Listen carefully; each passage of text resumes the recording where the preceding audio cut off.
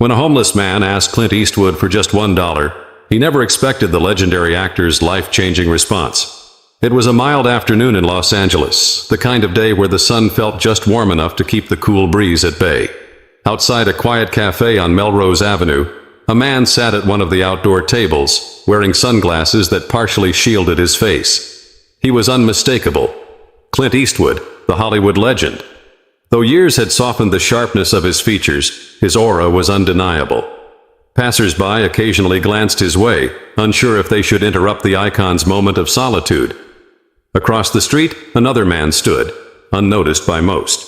His clothes were worn and layered, each piece telling a story of days spent in the elements. His hair was disheveled, and he clutched a small cardboard sign in one hand, while his other fidgeted nervously in his pocket. His name was Kevin, and today marked his third week sleeping behind the dumpster of a nearby convenience store. Kevin hadn't eaten a full meal in 2 days. His stomach gnawed at him, a relentless reminder of how far he'd fallen. As he scanned the cafe for someone who looked approachable, his eyes locked on Clint Eastwood. At first he hesitated. What could a man like that possibly care about someone like him? But hunger has a way of eroding pride. Taking a deep breath, Kevin crossed the street, each step heavier than the last. His voice was almost inaudible as he approached the actor's table. "Sir, can you spare $1?" Clint looked up slowly, removing his sunglasses. His expression was unreadable, and for a moment Kevin wondered if he'd made a mistake. But then Clint leaned back in his chair, studying Kevin as if trying to piece together a puzzle.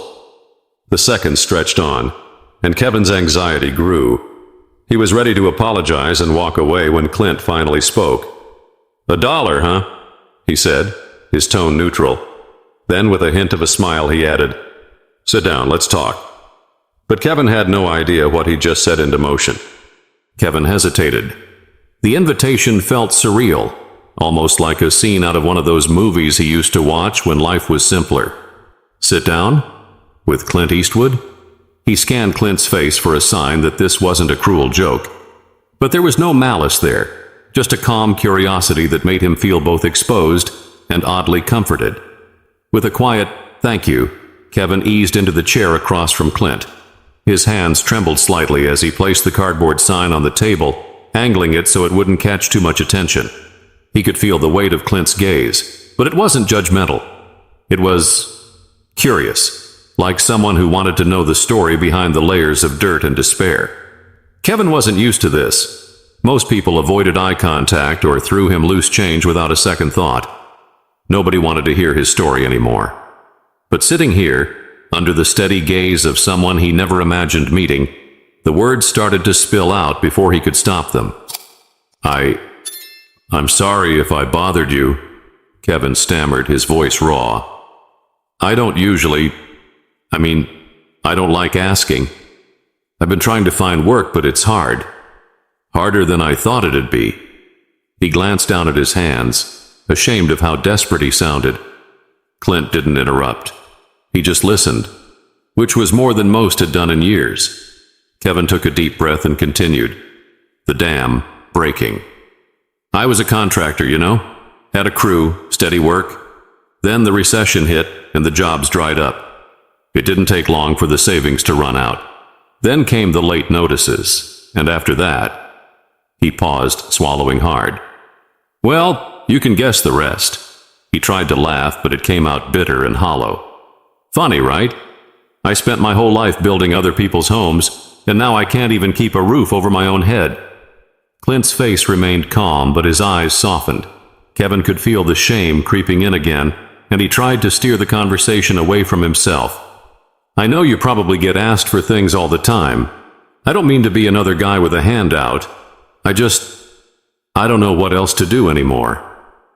But Clint wasn't the kind of man to brush off a story like that. He had a response Kevin never saw coming. Clint leaned forward, resting his elbows on the table, his hands clasped loosely.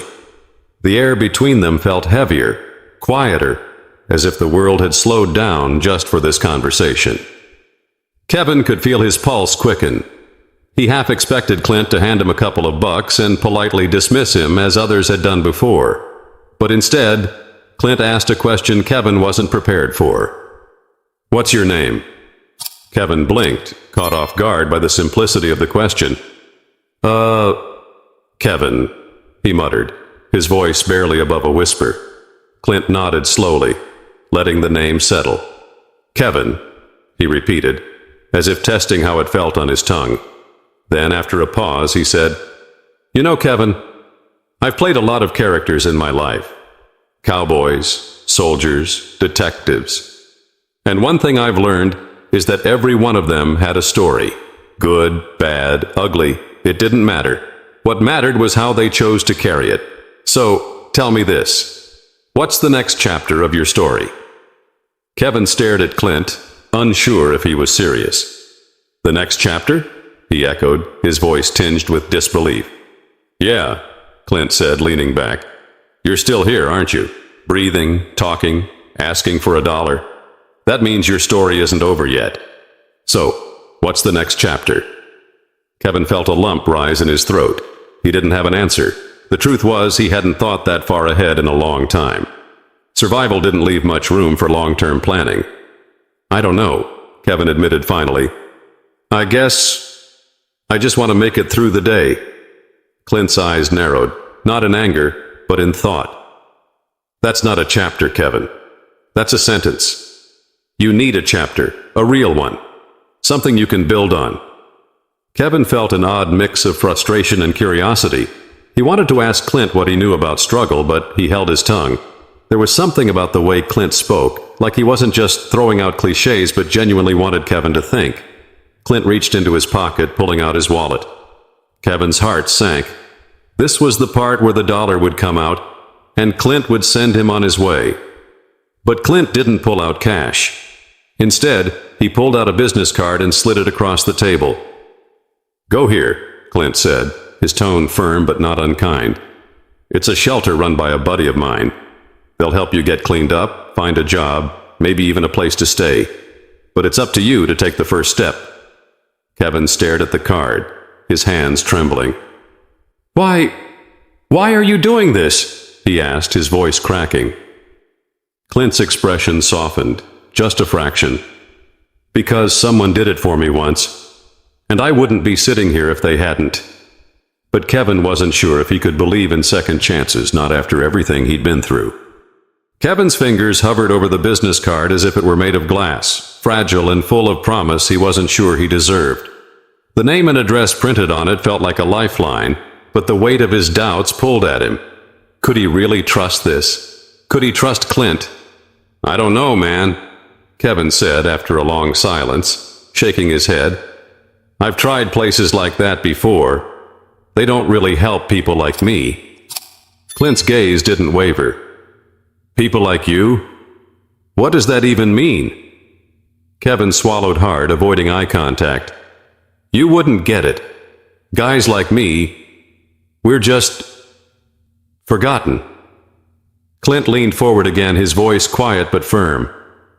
You think I've never been down? You think I don't know what it's like to feel like you're carrying the weight of the world and no one's there to help you lift it? Kevin looked up, startled. Clint's face, though calm, carried the weight of his words. I grew up dirt poor in the middle of the Depression, Clint continued. I know what it's like to go to bed hungry, wondering if tomorrow's going to be any better. And let me tell you something, Kevin.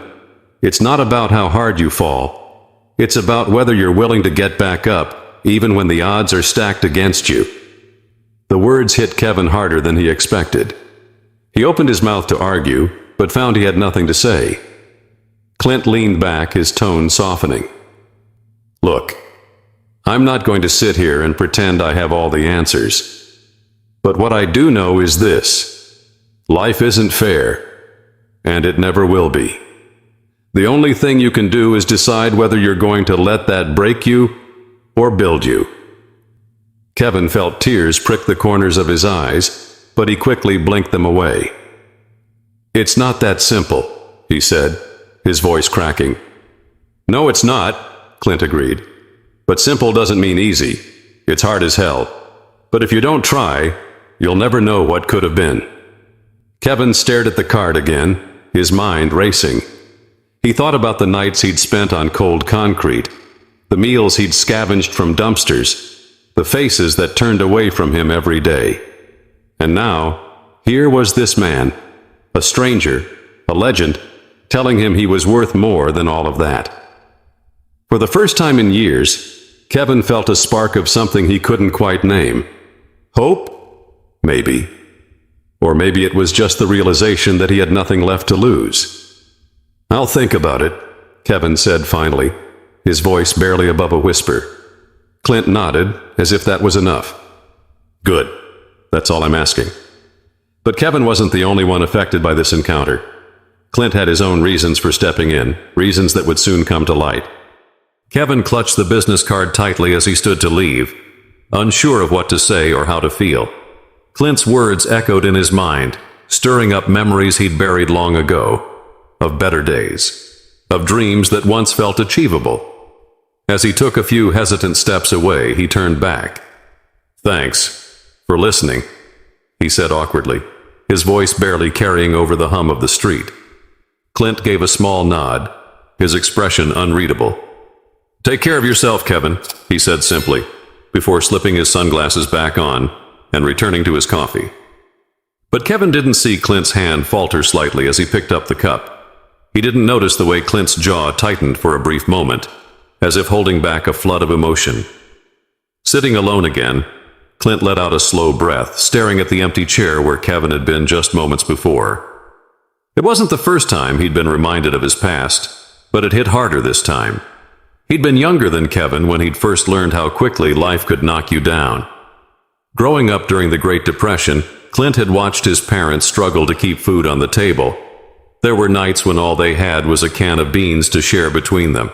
And then there were the strangers, neighbors, church folk, sometimes complete nobodies, who had stepped in with small acts of kindness that made all the difference. He remembered one man in particular, a mechanic who'd offered Clint his first job, a chance to earn a few bucks cleaning tools. It wasn't glamorous, but it taught him something invaluable, the dignity of work, no matter how small. That man had seen potential in a scrawny kid that no one else did, and it had changed the course of Clint's life. Now, decades later, Clint carried that lesson with him. He'd built a career that most people could only dream of, but he'd never forgotten where he came from, or the people who helped him get there. For Clint, helping Kevin wasn't about charity. It was about giving someone else the chance he'd once been given. He knew the road ahead wouldn't be easy for Kevin, but he also knew that sometimes all it took was one person believing in you to spark something bigger. Meanwhile, Kevin walked aimlessly through the streets, the card still clenched in his hand. He passed by shop windows where his reflection stared back at him, tired, worn, and defeated. But for the first time in a long while, he felt a flicker of something new. He stopped outside a laundromat, staring at the flickering neon sign. With the little money he had left, he decided to wash his clothes. If he was going to show up at that shelter Clint had mentioned, he wanted to look presentable. It wasn't much, but it was a step. But that first step would be the hardest, and the most important one Kevin had taken in years. Kevin's first visit to the shelter was overwhelming. The fluorescent lights, the sound of hurried footsteps, and the steady buzz of voices made him feel out of place. But the staff was kind. They didn't judge him for the state he was in, and for the first time in years, Kevin felt like someone actually saw him. Not as a problem, but as a person. Days turned into weeks, and though the road wasn't smooth, Kevin began piecing his life back together. The shelter helped him secure a temporary job at a nearby warehouse, where he quickly proved himself to be reliable and hardworking. With the money he earned, he moved into a modest, shared apartment. It wasn't much, but it was a roof over his head and a step toward stability. Through it all, he thought about Clint Eastwood. He'd kept the business card, now worn and creased, as a reminder of the moment that changed everything. One night, after a particularly long shift, Kevin sat down and wrote Clint a letter. He thanked him for the kindness he'd shown that day at the cafe and told him about the progress he'd made. Kevin didn't expect a response, but writing the letter felt like closure, a way to acknowledge the man who had given him a second chance. Months later, Clint received the letter. Sitting in his quiet office, he read it carefully. a faint smile tugging at the corners of his mouth. He folded the letter neatly and placed it in a drawer where he kept other mementos from his life. For Clint, it was never about recognition or gratitude. It was about paying forward the compassion he'd been shown when he needed it most. Kevin's story didn't end there. Inspired by his own journey, he started volunteering at the same shelter that had helped him. He spoke with others who were struggling, sharing his story and offering them the same encouragement Clint had given him. Slowly but surely, he became a symbol of resilience and hope within his community. The cafe on Melrose Avenue remained a quiet backdrop for countless passers-by, unaware of the life-changing conversation that had taken place there. But for Kevin and Clint, it would always be more than just a meeting. It was a moment that proved the power of human connection, a simple gesture that rippled outward in ways neither of them could have predicted. And for those who hear their story, it serves as a reminder. Sometimes the smallest acts of kindness can lead to the greatest transformations. If this story moved you, don't forget to like, share, and subscribe to our channel. Together, we can keep spreading stories that remind us of the power of compassion and second chances.